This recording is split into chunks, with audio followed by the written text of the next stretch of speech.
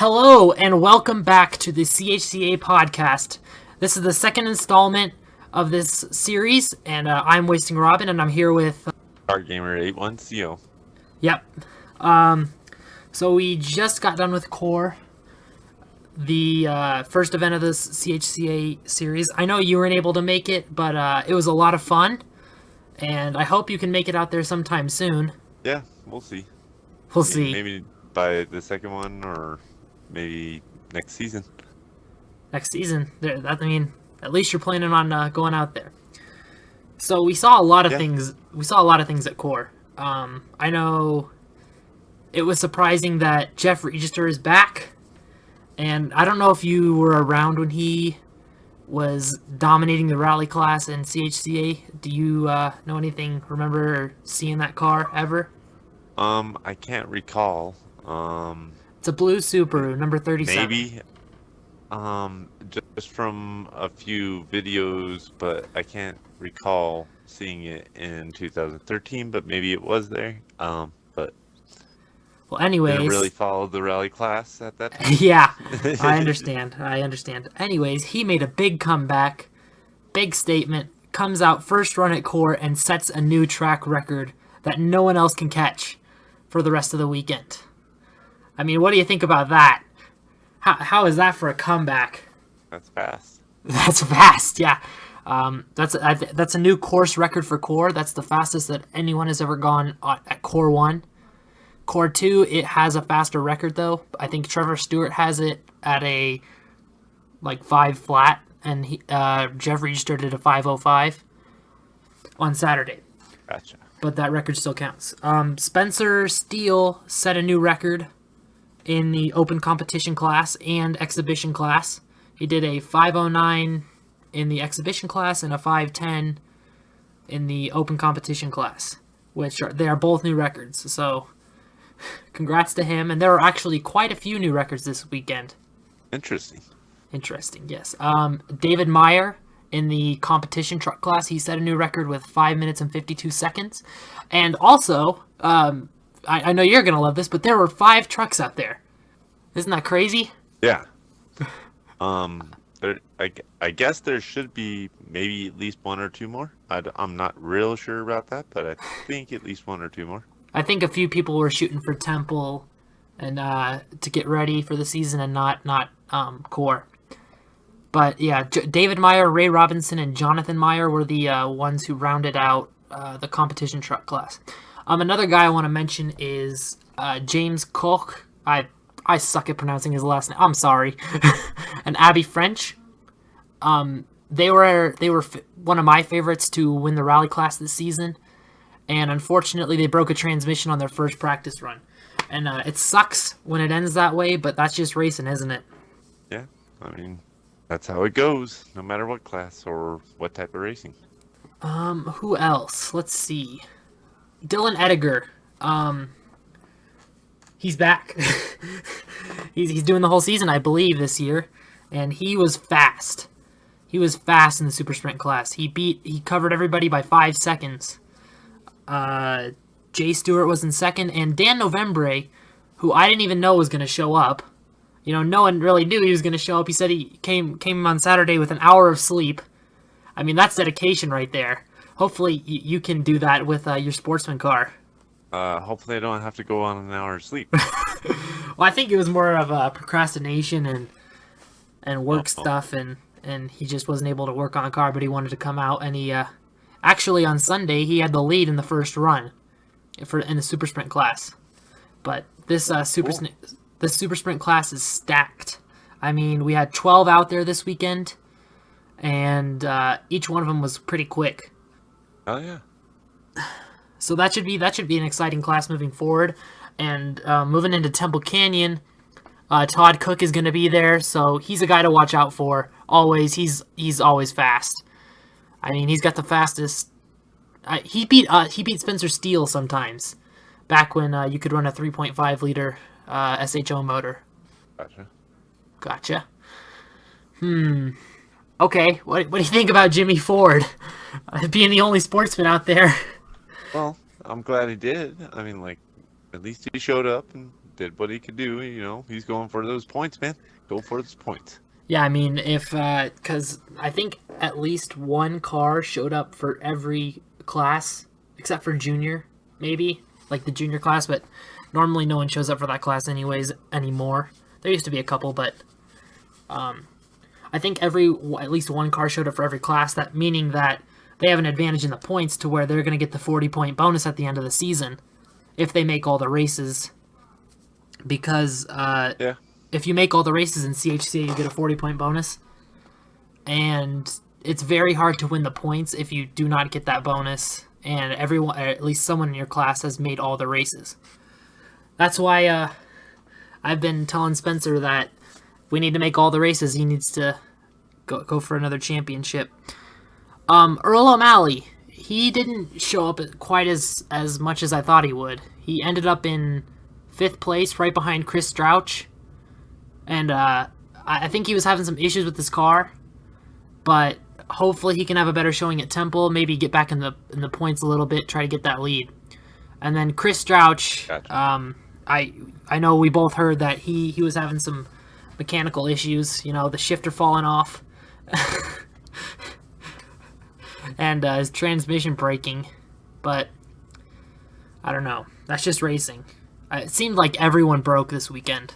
Yeah, I mean, like, it's trial and error, you know, beginning of the season, things are going to happen, and, you know, working on your car throughout the winter, things are just going to, you know, maybe not be exactly right, and you got to go back and retune and all that, so.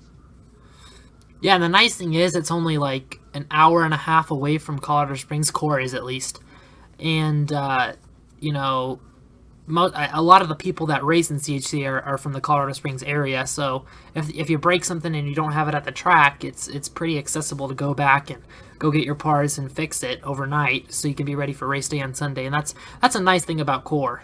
I know for you it wouldn't be the same because you're a bit further away, but yeah. Right, but still the essence is bring your extra parts, whatever you got, no matter Yes.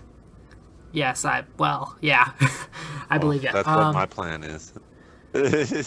So it's looking like Jimmy Ford didn't get a finish in stock car on Sunday, so he did take a green flag though, so he's gonna get the points. He's gonna get the points for that. That's funny. I don't know. He was fighting some issues this weekend. I'm not quite sure. Do you know anything about that? Nope, not No, really. nothing. You haven't I talked haven't to him. really talked to him Because I haven't talked to him either. Been busy week. I mean, like, I got the crossover headers for my race car. So then the week before that, got the quarter panel for the race car. Have access to a shop, so now I can actually kind of start getting things done for it before summer even hits. Like June, since we have no race in June, I'm gonna really work hard on the car. So that's Perfect. my plan. I mean, you could probably be ready by the end of the season, right? I'm just kidding. Besides sponsors, I do kind of have a little bit of good news on that, but I have to kind of wait to confirm it. Oh, You know, okay.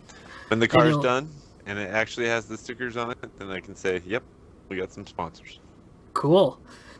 Well, let's move into the quad class. A few quads showed up, I think 6 or 7. I can't remember. But Kenny Mays, the points champion for last year, he showed up, he showed out, and he set a new record at Core at a 541. And on a quad, that is moving. I mean, think about it. It's 30 seconds behind us, but it's a 5-mile course. So he's doing just a little over a mile a minute, which is hauling balls on a quad. I could never do that. I don't know about you. I'm not a big quad guy, but I ride dirt bikes a lot, and I'd like to think as both classes about equal. You know, they're CC bikes, they're not cars, and you know, quads are, I think, a little more extreme. You got to have more practicality of where you got to place your weight when you're going into corners and stuff. lot like snowmobiling, and I respect them both. I just don't know that I could do either or. I mean, I wanted to do dirt bike class for a minute, and I have a really cool old school dirt bike that I wanted to do it with, but wouldn't have worked out. Just um, I like having a roll cage. Roll cage can be good. But this quad class was competitive, very competitive. Tyler Portillo ended up second, the young gun, the second year.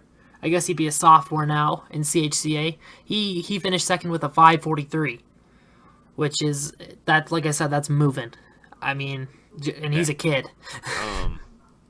Yeah, I gotta respect all those guys because they are just flat cooking it. And I was watching some Devo's old videos, Devin Afro Thunder's videos, and I mean, like, from seasons, just because we're getting into the race season, and I like watching them, and people are like, "What the heck are you watching?"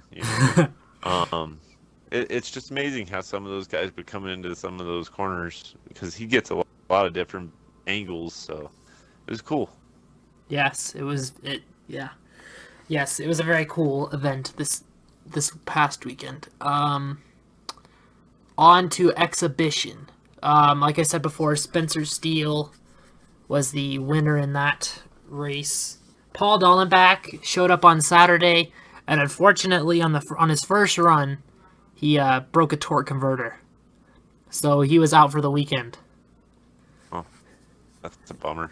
Yeah, I mean, I thought it was going to be more competitive for, Spencer, Trevor, and Paul Dallenbach. Spencer Steele, Trevor Stewart, and Paul Dallenbach. But unfortunately, some broken parts hindered that competition because Trevor Stewart lost a throwout bearing, or had issues with the throwout bearing on Saturday, so they were done midway through the day and had to go get a new one, or a new transmission. Yeah, they got a new transmission from their shop. Okay. Okay, now. All right, so on to Rally two-wheel drive. We have Ryan McLaughlin and Andrew Miner, who actually Andrew Miner has his own car, but it's in pieces right now, I guess, is from what I got from him. So that's he's not racing it. He's co-driving for Ryan McLaughlin. They finished first with a 540. And to put that in perspective, the fastest quad was at a 541. So those quads are hauling balls. Not much else happened really in the Rally two-wheel drive class. Nothing out of the ordinary. I kind of predicted that Ryan McLaughlin would go ahead and show out, and that's what he did. But on to Superstock truck. There were 4 of these. How does that make you feel, Joe? Well, it's good to see truck class coming back. Yes. Really yes, happy it does. about that, really. Truck class is coming back. We need more stock cars and more champ cars. Basically, that's it. We need more of those, and I feel like CHCA will be back to where it was in 07 or so. But anyways, Levi Packard, who I predicted to, kind of do well this season, like I predicted, he finished first. So he finished with a new record of a 547. And that's pretty quick for a Superstock truck. Ray Robinson was in second with a 606, and the times got slower from there. Now, Travis Shoecraft was there in Kobe Pierce's old truck, the famous truck that has been all around the internet thanks to Devin Afro Thunder, who's been seen throwing it sideways and doing stuff that you shouldn't in a Ford pickup. He was always impressive, and now that truck has moved owners, and I'm excited to see what he can do with it. Are you excited to see what this truck class has to offer? Every car out there is definitely awesome to watch, and when you watch it wasn't a very modified truck, so it was awesome to watch. Okay, then on to the open competition class. Like I've stated before, Spencer Steele ended up first, 5:10:38 with a new record. That's a new record for Core 1. Hopefully it'll stay that way. I'm being biased there, but, Trevor Stewart and Paul Dallenbach are going to be right there. But Trevor Stewart ended up second with a 5:21. He actually recently just got a new bigger engine, so he was complaining about spinning the car was just spinning, it wasn't going anywhere. And Gary Ediger made the joke, well, that's what happens when you get horsepower. And I know you're going to experience that with your car. Oh yeah, full locker in the rear and all that. Yes, and then there weren't really any other V8s out there, so it was just a couple other six-cylinder cars that rounded out Open Comp, Mitch Snow and Jay Stewart. And yeah, Mitch Snow, actually, he was pretty quick. He did a 5:38, which for his first time it was his first time in that car, and that's pretty good. He's looking like he has some potential for this. And then Sportsman. Awesome. I think you can cover Sportsman. I think you know who won. Well, if Jimmy Ford was the only one there. Yeah, Jimmy Ford was the only one there. And also Mark Amsberg, I think is his name, was there. And he said he was looking to have his car ready for Temple Canyon, so that should be exciting. The Sportsman class is coming back. There should be a few sportsmen there. And I know that's gonna make you excited, because that's your favorite class. Yeah, they're I always give a couple of my buddies hell about, getting something together. I mean, it don't really technically cost that much to get a race car to go together. I mean, like, yeah, and Paul Dollenbach made you the put point your mind to it. Paul Dollenbach made the point that where else can you go racing for $150? Because I believe that was the entry fee for Core. Yeah, it's just CHCA is a lot of fun. Even if you're just spectating, crewing, driving, whatever, it's just a lot of fun. Yeah, I mean, I pay about $50 for each drag race I go to, so Yeah. that's just drag racing. Yes. So on to something new that was introduced this year into CHCA was the Rally Light class. And this is a class where the cars have to be four-wheel drive with no turbos. So contrary to the Rally four-wheel drive class that was last year, it was a mix of non-turbo and turbo cars. Now they've split them up, so Rally four-wheel drive is turbo only, and Rally Light is non-turbo four-wheel drives. What do you think about that? Do you think this is a good move for CHCA, or do you think they should have left it the way it was? Actually, it kind of makes sense to me, but we'll just have to see how it goes this season. I think it's excuse me. I think personally it's I want to see how it works out, because I don't know if we're gonna have enough cars to make both classes, and maybe they should have just left it as one class, as a bigger class. I don't know. We'll see. But anyways, getting into who was in this class, who won. Steve Biss in the Sunflower Seed car. He ended up winning with a 5:35. So if you look at it, the time difference makes sense, because the Rally four-wheel drive turbo class was 20 seconds, 30 seconds quicker than the Rally Light non-turbo class. So looking at it, I guess it does make sense. But we'll see how it plays out in the rest of the season. Yeah, I wish everybody luck. I mean, like, I'm so excited to get some footage up for everybody, and believe me, there will be so many good videos. I do plan on making it to the car meet Friday down in Temple Canyon, and we'll see how Grand Junction goes. But I live in Salida, Colorado, so I'm going to try and see if I can get something organized for you guys for a car meet. That'd be really cool, For Monarch? I think. Yeah. We'll just see. I know the Salida has turned kind of more into a yuppie town anymore, but But yeah, we only have go ahead. But it would be really nice to see CHCA and Salida work together again, and it might be possible to get U-Trail back, depending on, I guess, maybe me doing some research.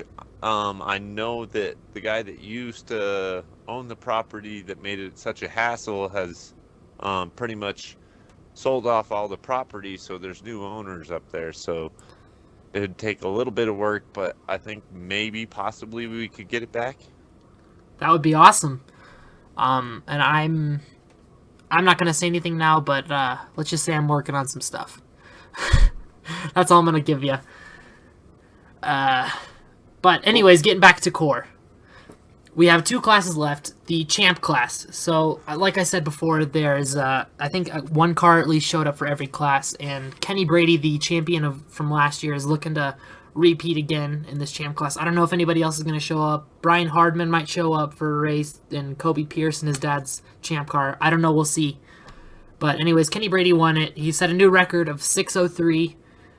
So he was looking pretty good. Definitely better than last year. I think last year was the first year with his car.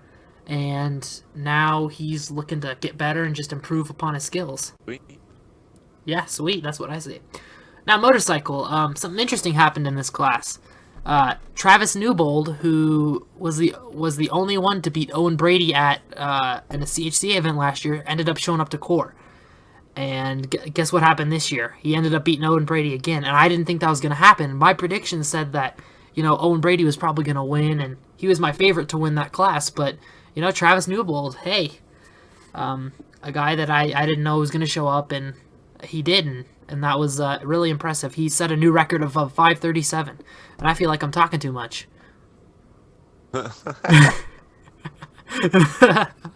Owen Brady finished up second with 5:48. So, I mean, there's not that much of a time difference there, but it's definitely something to be noted going forward into the season to see if Travis Newbold makes it out to all the events, and I believe Owen Brady will. So, it should be a good battle.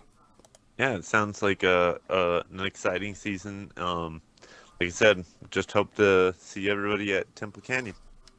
Yes, that's what happened at Core. We saw some people take the points lead early, obviously, because it's the first race. But now we're going to be moving on to the Temple Canyon Hill Climb in Canyon City, Colorado. I am excited for it. I'm probably most excited because I just recently found out that we're going to do the Racers Meet on Friday night in front of the Neon Bottle. Alright, so Temple Canyon. This race is on Temple Canyon Road. It's in Canyon City, Colorado. There is a Racers Meet on Friday at the Neon Bottle from 5 to 8, I believe. And then on Saturday night, after the practice is over, there will be like old nostalgic pictures by Dean Michael Gem. Is that how you say his last name? I'm sorry, I'm not sure. But thanks to him for the pictures for this podcast, by the way, because he's the one that supplied it with me. So Saturday night, there's going to be pictures in the pits, just going over old Temple Canyon stuff. Maybe some videos. I can't remember what he said, but practice starts at 8 a.m. on Saturday, so be there before then if you want to go up the hill. I mean, you can go up in between runs, but it's a little, I don't know. I get a little nervous when I did that. And then driver's meeting is going to be at 7 a.m. on Saturday. Racing starts at 9 on Sunday. Driver's meeting at 8. Now, a few spots that you could probably watch from. The roller coasters. I know you like that spot, Joe. That's probably one of my favorite spots, but I also have a couple other cool spots that, like last season. Yeah, the spot you were at last season for recording your videos was pretty cool. I like that one. At least when they were coming at you, not when you were up in the trees. Yeah, when I was in the trees, that was kind of like, okay, this should be a great vantage point. No, it wasn't. That's alright. It was still good content, I thought. But also... go ahead. On that content, Joel was in that corner when that car hit the rock. And we were like, the shit, Monte because Carlo? me and my brother were sitting here, and we were like, I'm not sure if he knows, but it's kind of close to the road on that rock, and sure enough, it almost knocked his camera off. Yeah. Well, that's what you got to do sometimes as a photographer and cameraman. Got to put it in risky spots. But a spot I used to... Yeah, fortunately, I don't have that kind of expensive equipment yet. A spot that I used to like to go to it's at the end of the first start straight. So you go to all the way to the end of the pits, and then there's like a hill, sort of like a foothill, I guess I would call it. I don't know, it's pretty kind of steep, but I would always walk up to the top of it, and you can see probably 2 miles of the course, a large portion of the course from that spot. And I always used to like to go up there and watch everyone go by, and it was a lot of fun. I fell asleep up there one time, woke up an hour later, wasn't sure where I was. Wait, you fell asleep? I fell asleep up there. How did you fall asleep at a hill climb race? So You're like the I guy in that drift video. well, what happened was there was a red flag for some reason, and I don't know. I guess I didn't get enough sleep the night before, and I laid my head back, rested my eyes, and bam, I was out. I don't know why, don't know how, but I woke up to a V8 going by, so that was an interesting experience. That's what woke you up right there. Yeah, yes, that was. But I don't really know anywhere else to go. The finish line is kind of cool because you can see it quite a bit from there too. I've been up there before. I don't know if you have. I went up to the finish line, like, I think it was in 2002 when me and a couple buddies from Glida went down there for a hill climb race. We stayed a night on a Saturday and stayed for Sunday. We were just at that corner, like past where I was sitting in the trees. We were Okay. right there on the right. Okay. Yeah, I So understand. that's Okay. actually a really good corner too. Yeah. Lots of good spots. Well, I think that is going to wrap this podcast up. I hope that everything goes smooth for all the racers at Core, or not Core, god dang, I'm still in the past. I hope everything that goes smooth for everyone at Temple Canyon. I hope to see everyone at the racers meet and at the event. I hope you make good content.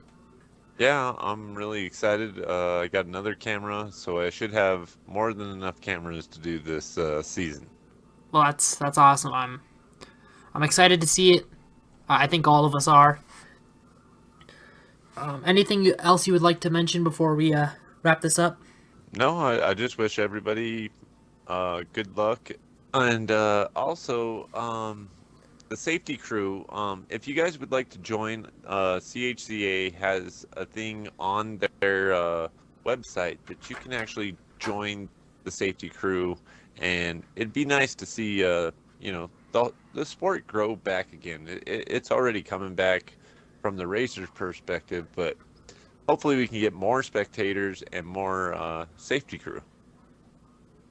Yes, that would be good. We could always use more help. Most of the time, you don't really have anything to do.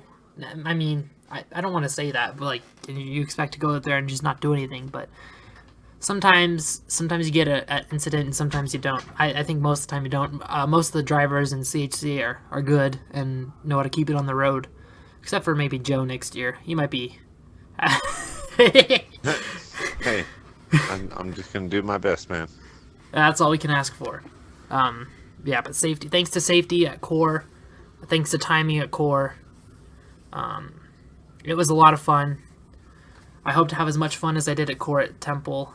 See as many entries, because there were 70 entries at Core. So maybe double that, not double that, but get up there in entries. That'll be a lot of fun. There should be. Yes. Well, I think that's going to do it for us in this podcast episode, number 2, for the Temple Canyon preview and Core wrap-up. That's going to do it for me, Wasting Robin, 586, and... Gamer 810. But yeah, that's going to do it for us. Thanks for watching. Thanks for watching. We hope to see you at Temple Canyon at the Neon Bottle on Friday night.